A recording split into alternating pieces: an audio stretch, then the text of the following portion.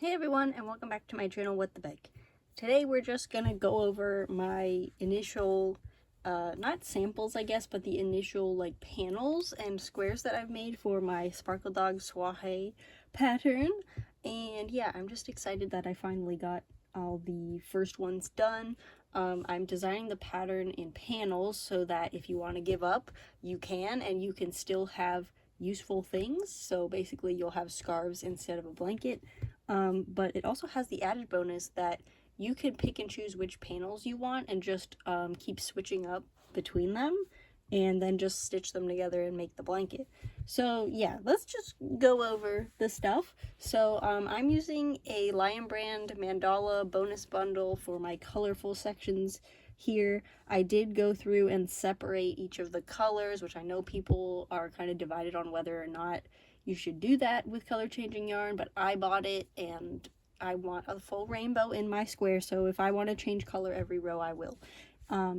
You can also just choose to use the cake as it comes. I actually found that since I'm using it as a contrast color and not the like sole color of the blanket, the color changes were just way too long and they were taking too long to change. So yeah, that's why I chose to cut them up. But you could also maybe avoid this by using the other mandala cakes, which I think have less yardage per color. But whatever. Anyway, here's the spike stitch granny square. It turned out super cool. I do want to block it a little bit, but it does lay flat. I'm considering whether or not I want to write to use a magic circle or if I should make a chain amount for the center here, because you don't want it to be super tight, but at the same time, I don't know if having a magic circle that's not fully cinched is as like, I guess, unweavable as one that is made with a chain. So we'll see what I decide on that. But this is how this one looks. I believe that the total number of stitches on the rim is like 110 or something, and then the number of squares we make, I don't remember off the top of my head, I think it's 5 or 6. When we stitch them together, those seams also count as another row. I don't even remember what I was saying. My husband walked in and distracted me. So here's this one. That one came out pretty cool. I can totally see this being turned into one of those like granny square, what's it called? Cardigans. But that is not what we're doing with this one. So next we have the checkerboard panel, and I love this one. This one I think is amazing as a scarf on its own, which is great because that's why I designed them in panels. But I just love the colors and how they interact with the black. You do carry the yarn under the other color, and yeah, you can kind of see it, but you know, it's all handmade, so if you're going to complain about that, you can go buy a machine-made checkerboard scarf. But I just love the texture of this one, and I think it's going to look great. I'm going to put it at the very top and bottom of my blanket assembly, but of course you don't have to. But I think this one is really eye-catching, so I want to put it at like the border areas. So next we have the sparkle panel, and this one came out really cool. This one is pretty easy to follow, and it's just like repeating the same exact stuff over and over, which they kind of all are, but this one has like a shorter repeat than the other panel I'm about to show you. I actually wanted to do this one in the rainbow colors, but I deconstructed my cakes, and for some reason my like the cakes I have, like, this is the yellow from one cake, I think, and this is not including this like mid-tone or this light tone. And then this is the green from like 1.5 cakes. So there's a lot less of the secondary colors, like especially these two. Like there's 2 different purples that I'm like switching between, but I had a lot of yellow, so I was like, okay, well, what if I just designed the sparkle panel to have yellow as the color? So I did that, and then I went ahead and used the darkest yellow down here, and then the mid yellow and the light yellow. And the little pops of color with the treble crochets are working really well. I really like how that turned out, and I'm going to keep it in mind for future patterns when I design mosaic patterns. Now, the thick zigzag, which I guess is what I'm going to call it, also turned out really cool. As you can see, I use a different purple here than I did on this one, just to kind of like spread out my color usage. I'm a little worried that it's going to be hard to reproduce the exact color placement that I did.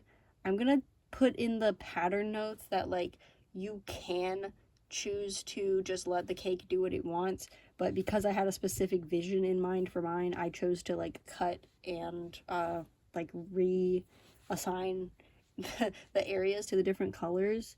But at the same time, it's like if I run out of this green, I'm just gonna grab another, not necessarily a new skein of the same mandala yarn, but I have like scraps of mandala. I'll find a green one and just sub it in the next panel. I'm gonna make a note on the pattern that like you don't have to do that. If you're not gonna be very particular about the color placement, you can just do 6 rows of color and it doesn't matter which colors they are. But for me, you know, I'm being very autistic about my rainbow order. So, yeah. But this one, I did really like how this one came out. My mom really liked this one, and I think I might publish this as a free pattern on Ravelry.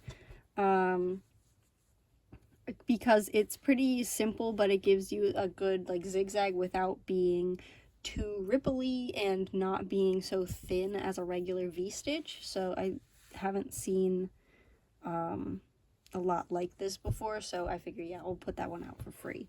Now onto my favorite panel here.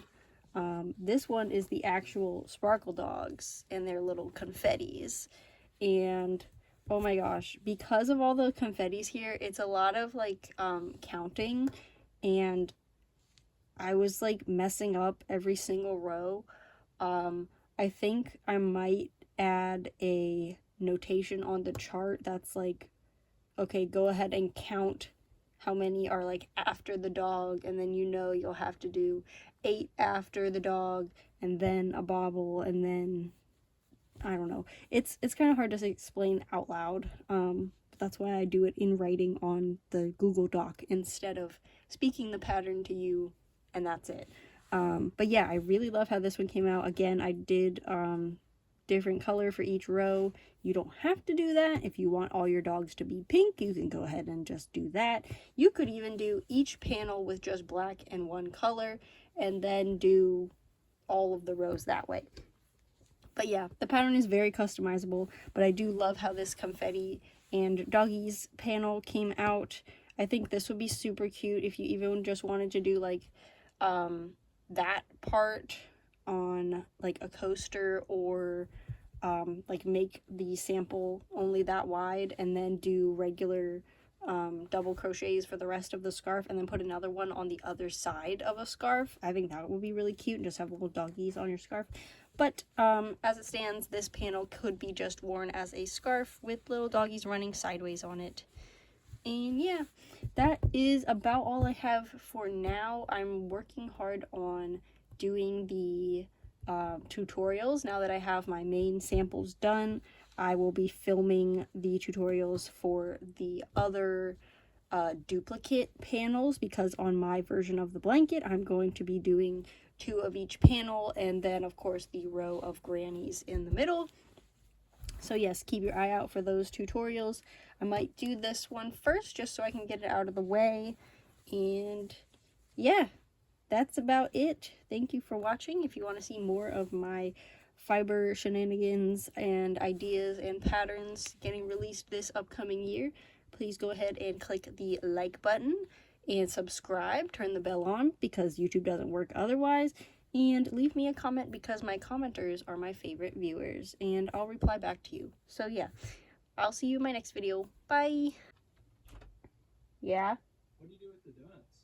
I eating them. Do you want one? Yeah. Come in.